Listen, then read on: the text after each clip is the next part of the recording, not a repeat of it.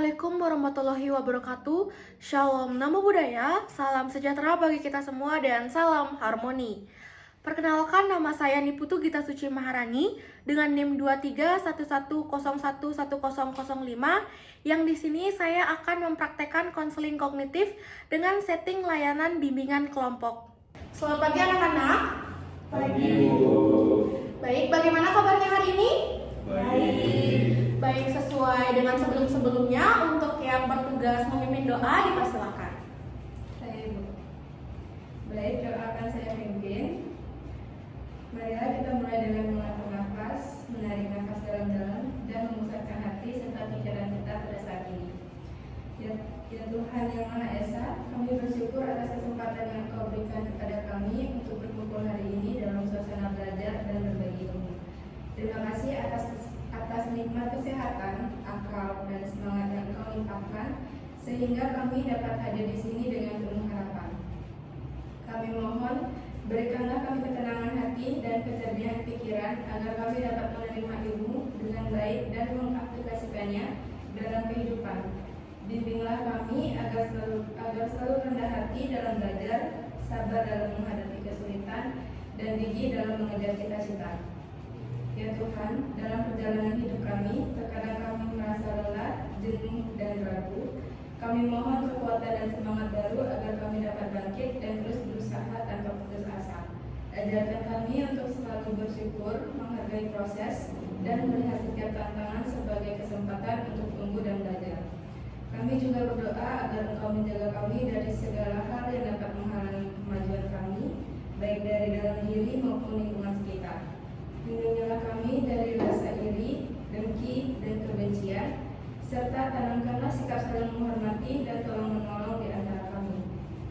Ya Tuhan, berikanlah kami kemampuan untuk menjadi pribadi yang bijaksana, berakhlak mulia, dan bermanfaat bagi orang lain.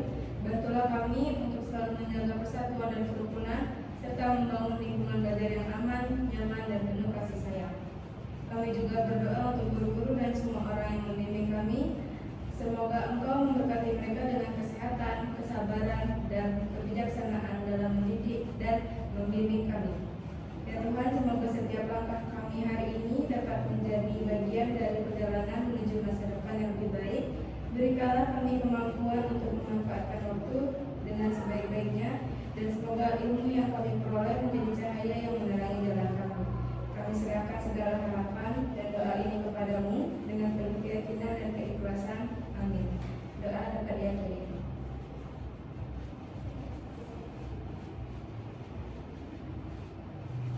Baik, untuk memulai sesi pembelajaran kita hari ini, setelah melantunkan doa, mari kita memulai dengan salam terlebih dahulu. Om Swastiastu. Assalamualaikum warahmatullahi wabarakatuh. Shalom, namo buddhaya, salam sejahtera bagi kita semua, dan salam harmoni. Baik, sebelumnya terima kasih kepada Ari karena sudah memimpin sesi doa pada pertemuan kita hari ini. Dan sebelum kita masuk ke inti pembelajaran kita, izinkan Ibu untuk mengabsen terlebih dahulu. Untuk Nimade Ayu Sari Puspadana, Hadir. Nikomang Ari Amreni, Hadir Ibu. Ikade Dwi Artaputra, Hadir Ibu. Murad Dananjaya. Hadir Ibu. Baik, terima kasih karena kalian sudah bisa hadir dengan lengkap pada pertemuan kita hari ini. Karena di sini kita akan membahas topik yang sangat menarik dan bahkan sering kita temukan pada kehidupan sehari-hari.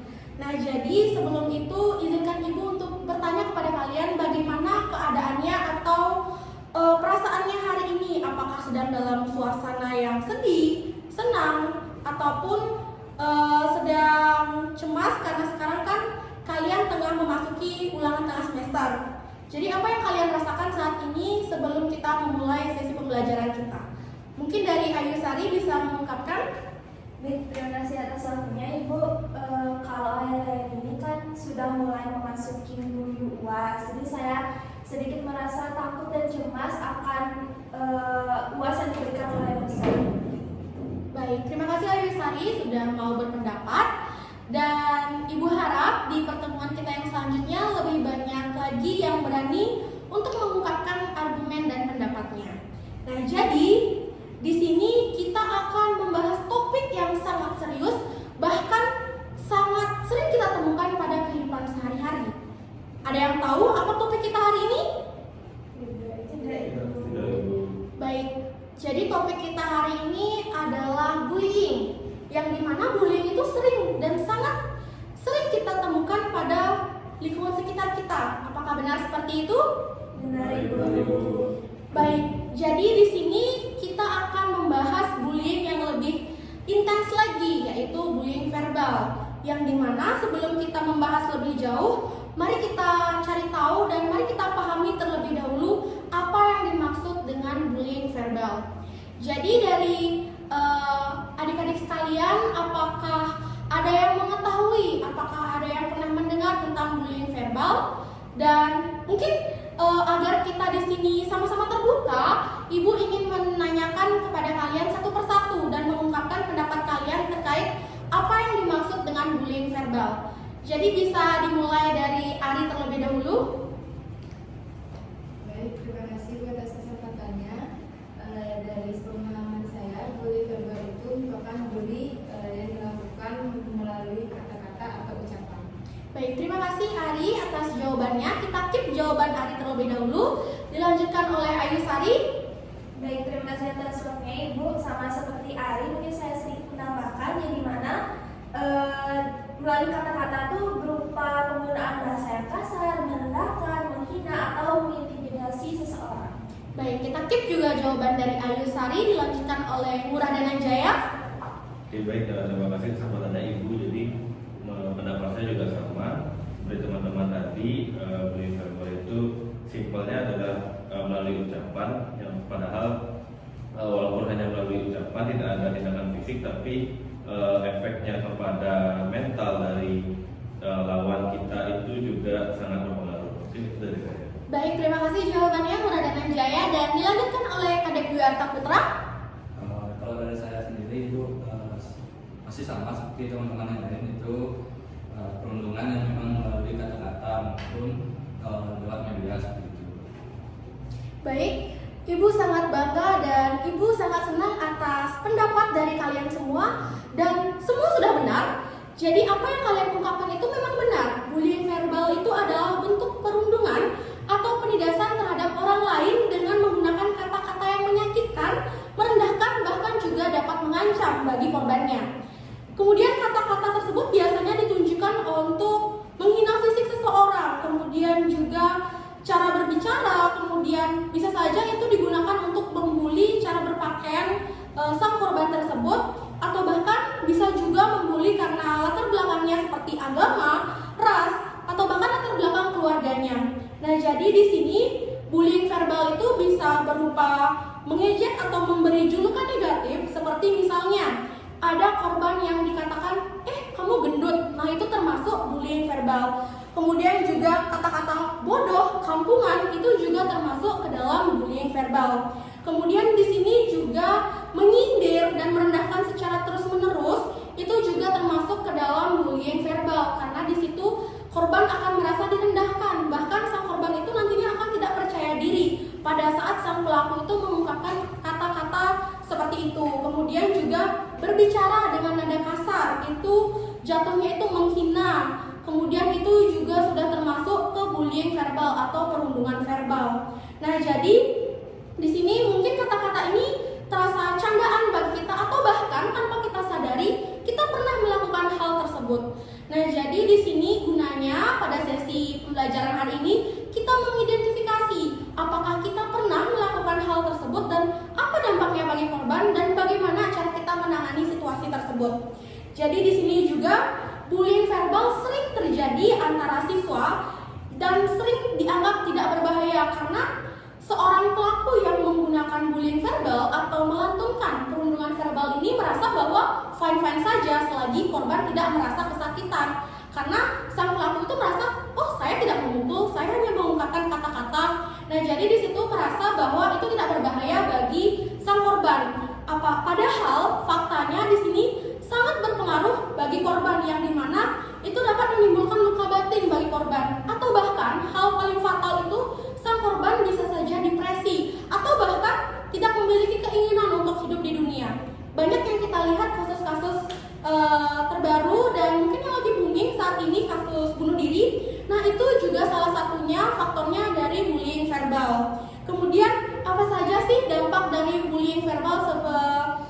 selain yang saya jelaskan barusan, apakah ada yang ingin berpendapat untuk Ayu Sari? Baik, kalau dari saya sendiri itu dampaknya itu ke mental saya sendiri ya, karena pernah satu pengalaman itu dari keluarga sendiri itu mengatakan saya yang tidak secara fisik, jadi saya masih mengingatnya sampai sekarang. Jadi dari yang sudah dikatakan itu menjadi trauma yang mendalam bagi diri saya sendiri. Baik, terima kasih Ayu Sari sudah berani mengungkapkan argumennya terkait dampak bullying verbal bagi sang korban. Jadi sangat benar yang sudah diucapkan oleh Ayu Sari. Di situ di saat sang korban diberikan kata-kata yang tidak enak atau bahkan menyakiti hati, nah sang korban akan merasa kepercayaan dirinya itu menurun drastis, bahkan tidak akan berani untuk bersosialisasi dan berinteraksi dengan lingkungan sekitarnya. Kemudian setelah dia turun rasa percaya dirinya, apa yang timbul? Dia akan malu, dia takut atau bahkan kehilangan harga dirinya. Dia tidak akan pernah muncul dan akan mengurung diri, tidak berani bersosialisasi karena merasa bahwa dirinya itu rendah dan merasa sangat tidak pantas untuk ada di sini. Kemudian juga dia menarik diri dari lingkungan sekitar.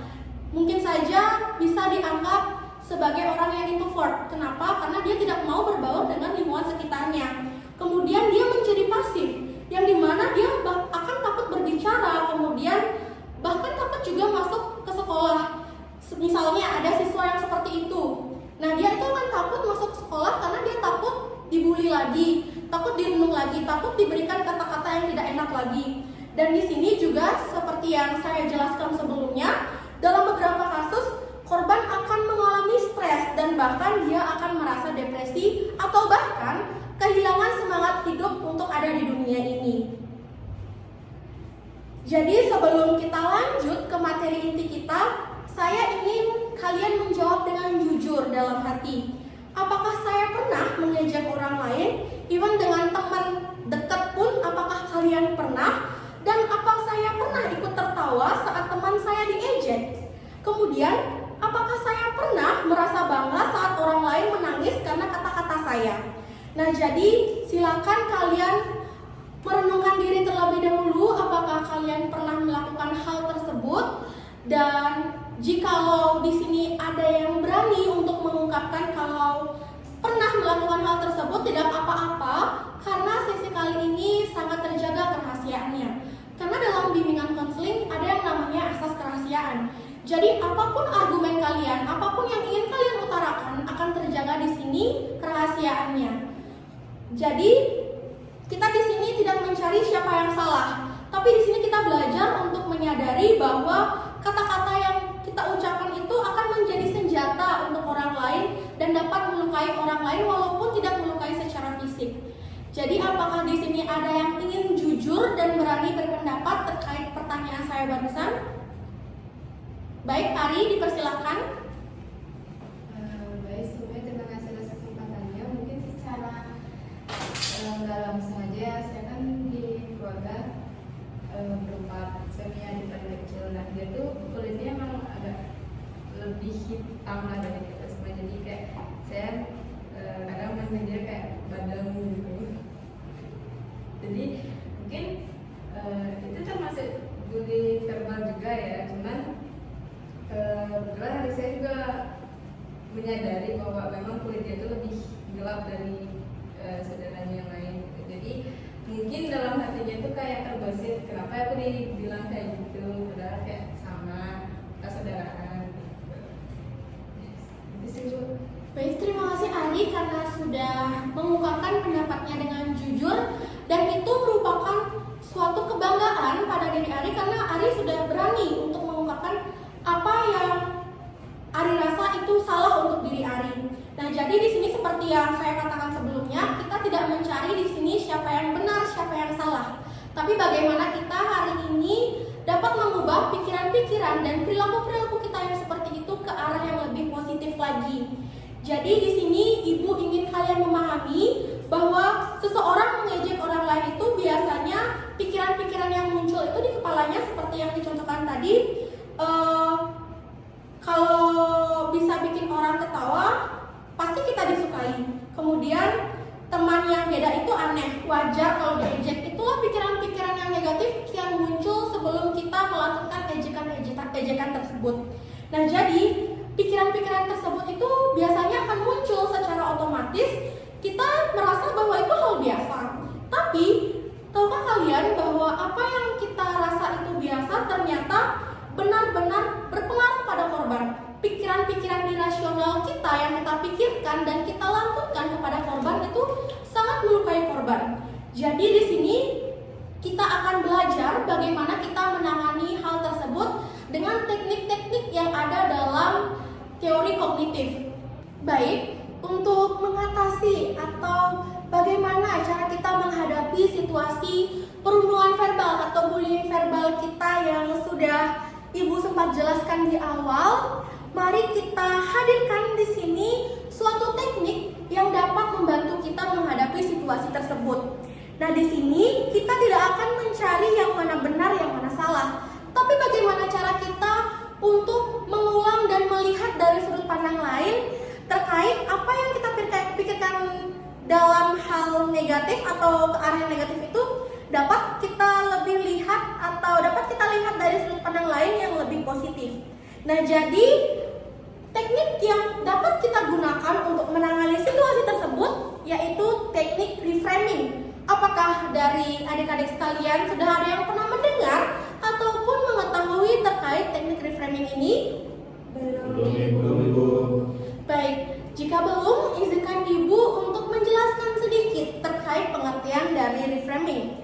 Jadi, seperti katanya, re yang artinya mengulang, framing yang artinya bingkai.